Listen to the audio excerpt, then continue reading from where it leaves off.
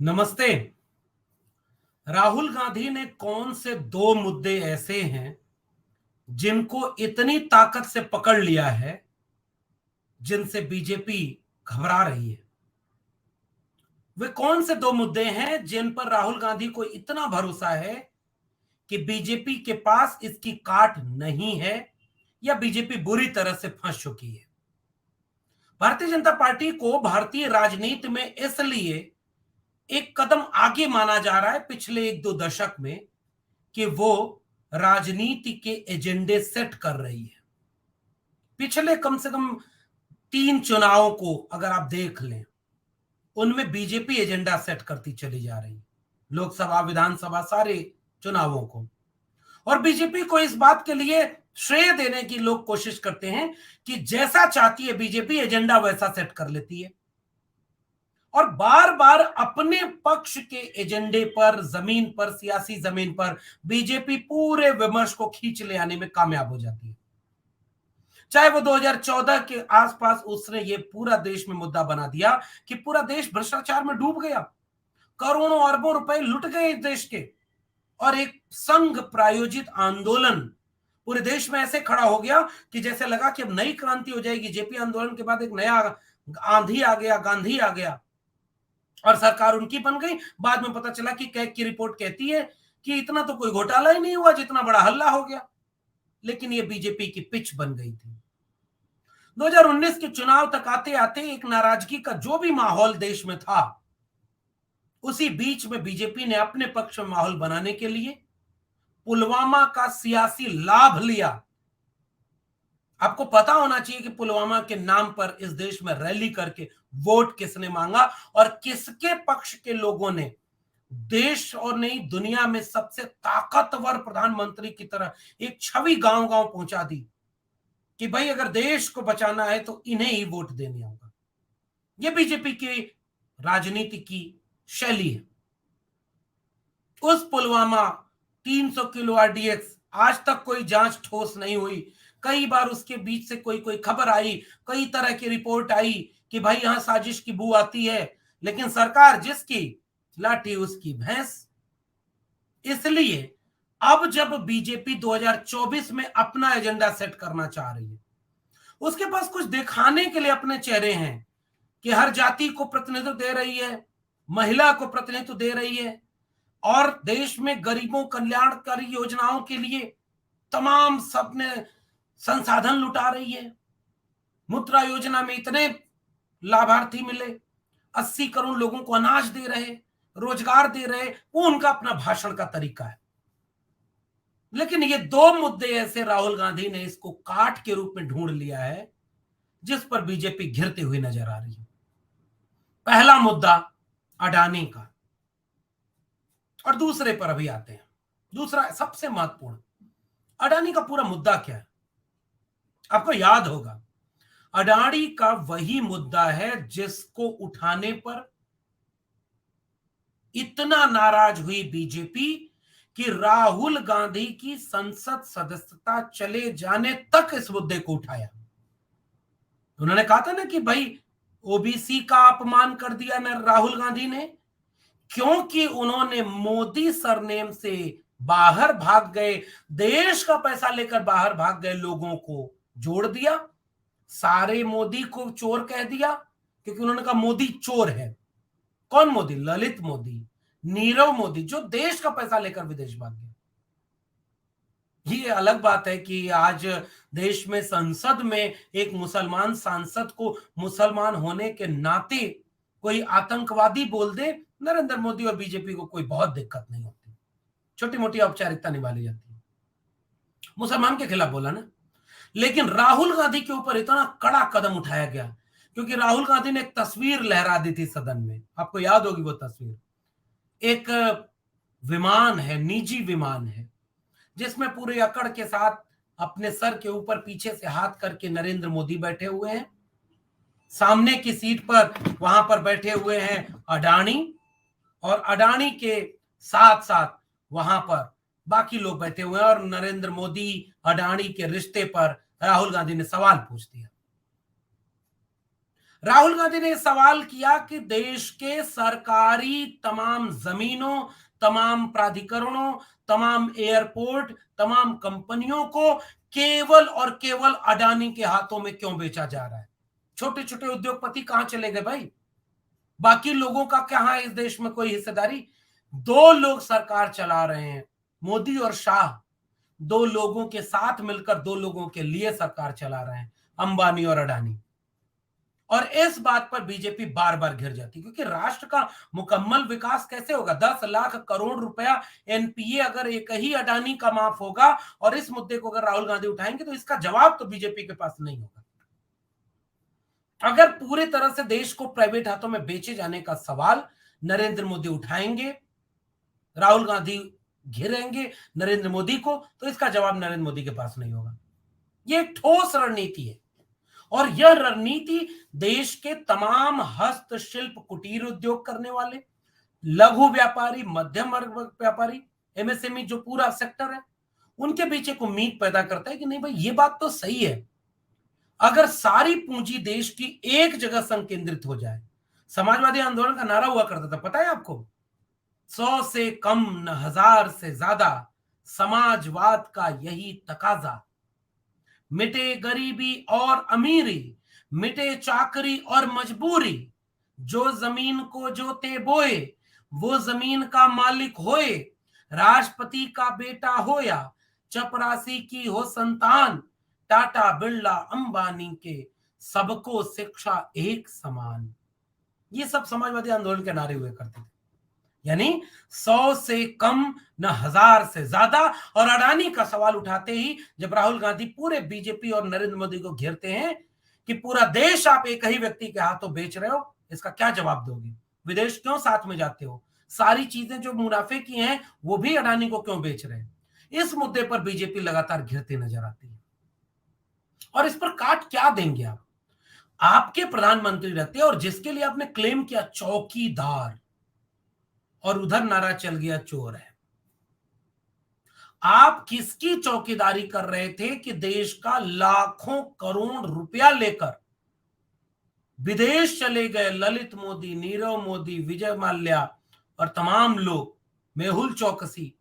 और कहां गया वो चौकीदार? क्या सो रहा था? किसकी चौकीदारी कर रहा है? और ये सवाल जब कांग्रेस ने पूछा कि ऐसा लगता है कि चौकीदार तो उन्हीं चोरों की चौकीदारी कर रहा है, इसका जवाब बीजेपी के पास नहीं। यहां बीजेपी बुरी तरह से घिरी हुई है। बाकी मुद्दे इसके साथ वो क्लब कर देते हैं, काला धन आया कि नहीं, बाकी शिक्षा, रोजगार, बेरोजगारी, इन सारे मुद्दों को, महंगाई के मुद्दों को जोड़ लेते हैं। दूसरा सबसे बड़ा मुद्दा जहां राहुल गांधी लीड लेते हुए नजर आ रहे हैं, और राहुल गांधी ने पूरा विपक्ष का इंडिया गठबंधन, इस मुद्दे की काट बीजेपी के पास नहीं है, बीजेपी यहां घिर जाती है। और वो मुद्दा है कास्ट सेंसस का, यानी जातिवार जनगणना, जातीय जनगणना का। अब आप कहेंगे कि जातीय जनगणना इतना बड़ा मुद्दा कैसे बन गया?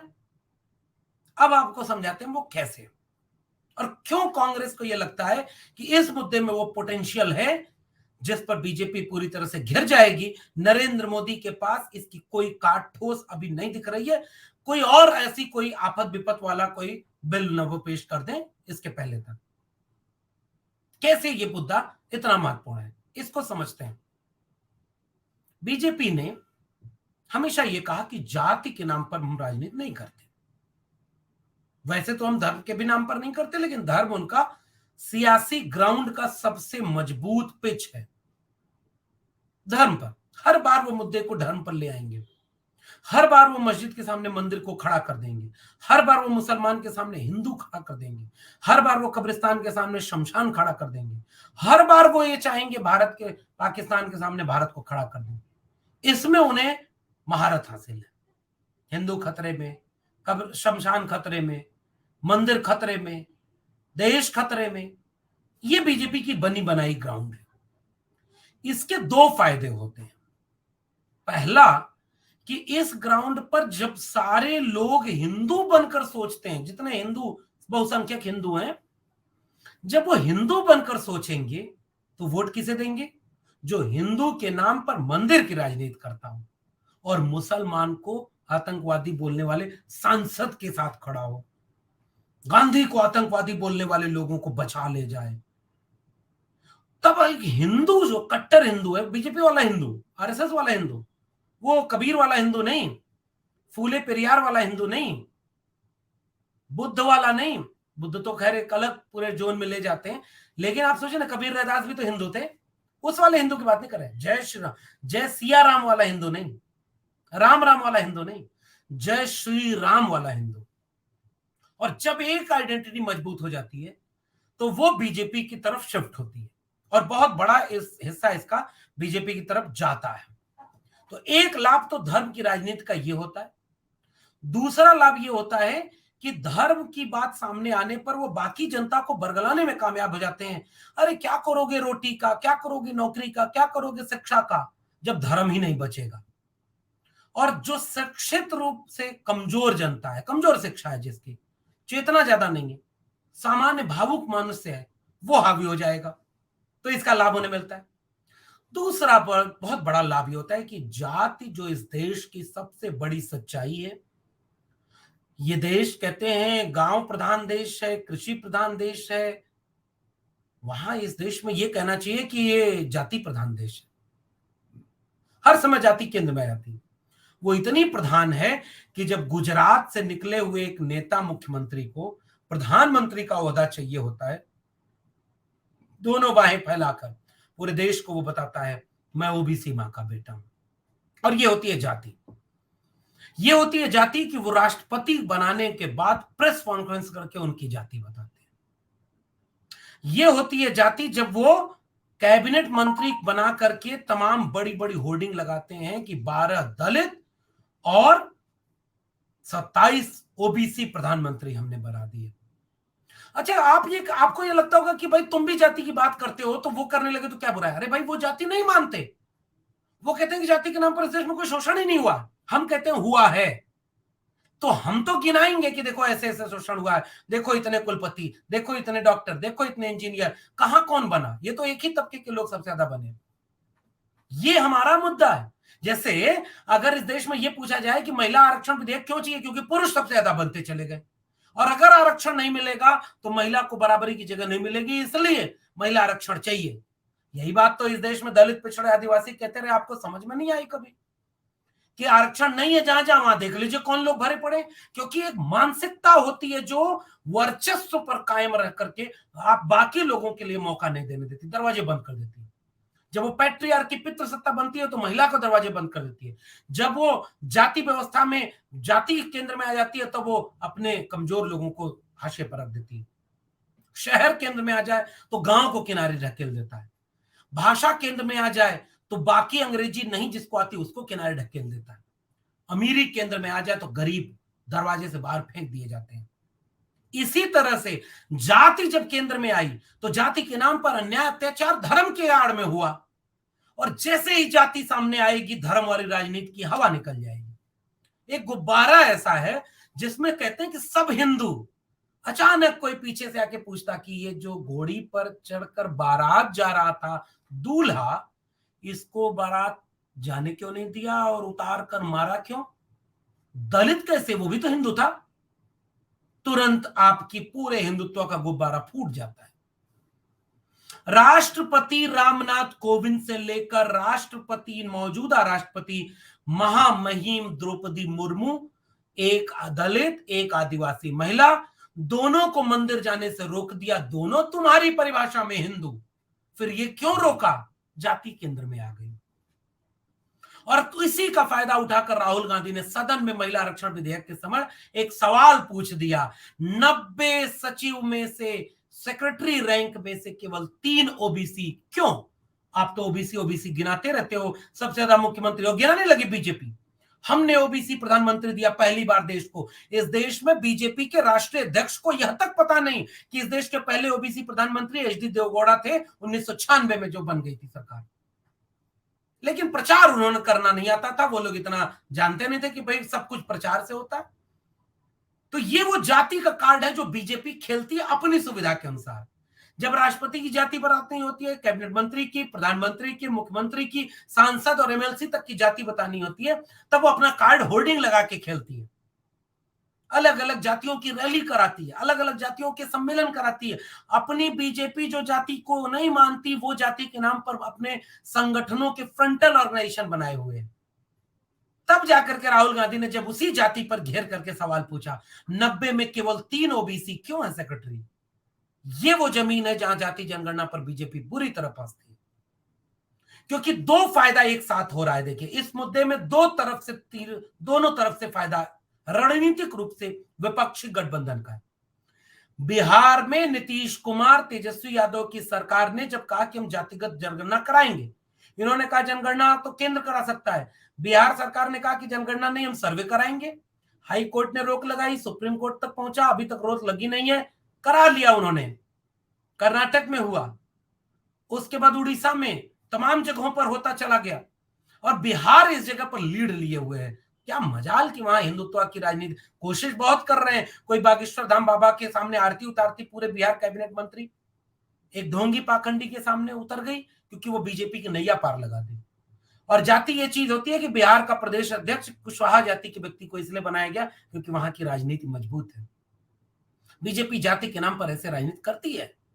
अपने मंत्रियों की जाति बीजेपी खुद बताती है, सांसदों को जाति, और जहां जिस जगह पर जाति जो मजबूत होगी, उस जाति के कैंडिडेट को बीजेपी टिकट देकर चुनाव जीतने के लिए आगे करेगी। यह है बीजेपी का जातिवाद। लेकिन जब जाति के नाम पर हक, हुकूक, हिस्सेदारी का, जाति जनगणना का सवाल पूछा जाएगा तो बीजेपी बैकफुट पर हो जाएगी। और राहुल गांधी ने इस मुद्दे को पकड़ लिया है।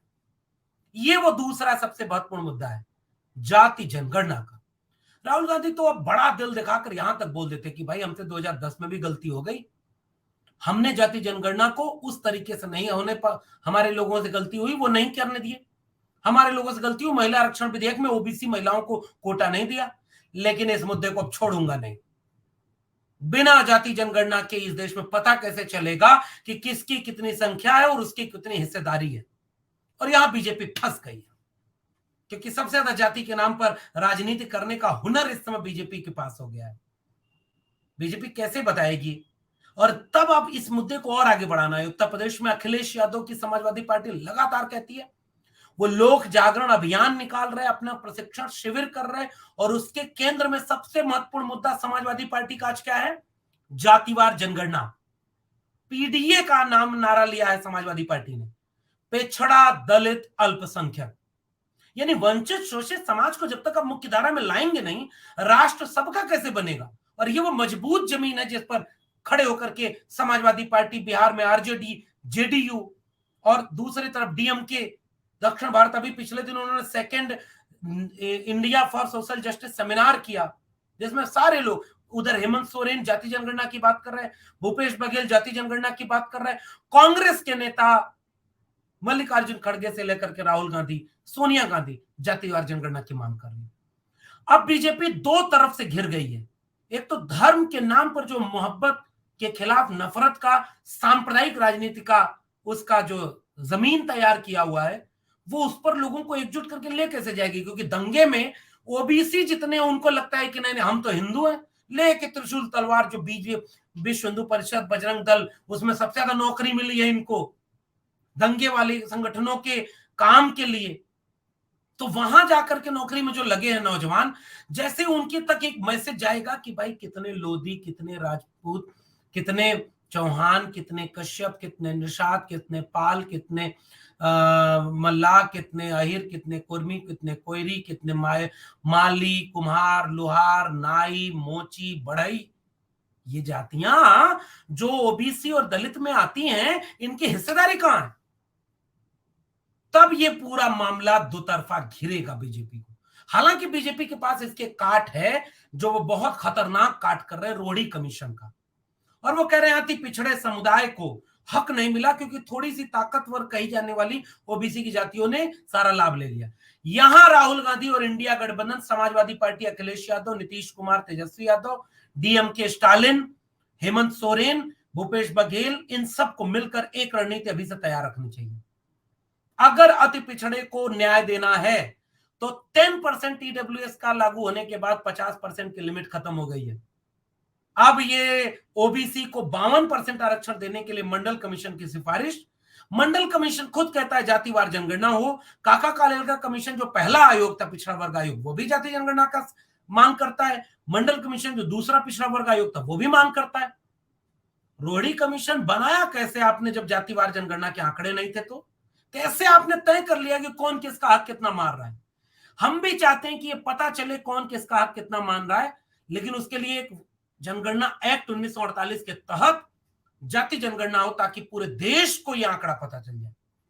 और जैसे ही रोहिणी कमीशन का जिक्र आए, विपक्ष को इस गेम को खेलना चाहिए कि अब 52% ओबीसी को 52% रिजर्वेशन और जो 15% नया कोटा मिलेगा वो केवल अति पिछड़े समुदाय के लोगों को मिलेगा। यहां पर बीजेपी पूरी तरह से शिकस्त पा जाएगी। और इन दो मुद्दों पर अगर पूरे इंडिया गठबंधन है, ईमानदारी और मेहनत से, ये नहीं कि आप दिखाने के लिए जाति जनगणना की बात करो, अंदर कोर में बैठ करके आपकी अपर कास्ट लीडरशिप कांग्रेस के नेता को अलग समझा दे, समाजवादी पार्टी के नेता को अलग समझा दे, बाकी पार्टी के नेता को अलग समझा दे, नहीं जाति की बात बार बार मत करो, आप हार जाएंगे। अगर आप ईमानदारी और मेहनत से खड़े हो गए कि नहीं नहीं, जिस पैरामीटर के आधार पर शोषण हुआ है, गैर बराबरी हुई है, अन्याय हुआ है, उसी पैरामीटर को बेस बनाकर उस शोषण, अन्याय और गैर बराबरी को दूर किया जा सकता है। और वो पैरामीटर अगर जाति का है तो जातिवार जनगणना एक बहुत बड़ा मुद्दा। इन दो मुद्दे, अडानी के मुद्दे और जातिवार जनगणना का मुद्दा, इन दो मुद्दे पर राहुल गांधी, इंडिया गठबंधन भारी पड़ता जा रहा है नरेंद्र मोदी पर। अब देखना दिलचस्प होगा कि कितनी ईमानदारी से ये अपने मुद्दे पर काम करते हैं और कितनी चालाकी से बीजेपी इसकी काट ढूंढ पाती है। आपका मानना क्या है नीचे कमेंट बॉक्स में बताइएगा। वीडियो अच्छे लगे तो शेयर करिएगा, 4 PM चैनल को देखते रहिएगा। फिर मिलेंगे किसी और विश्लेषण के साथ, तब तक के लिए बहुत बहुत धन्यवाद।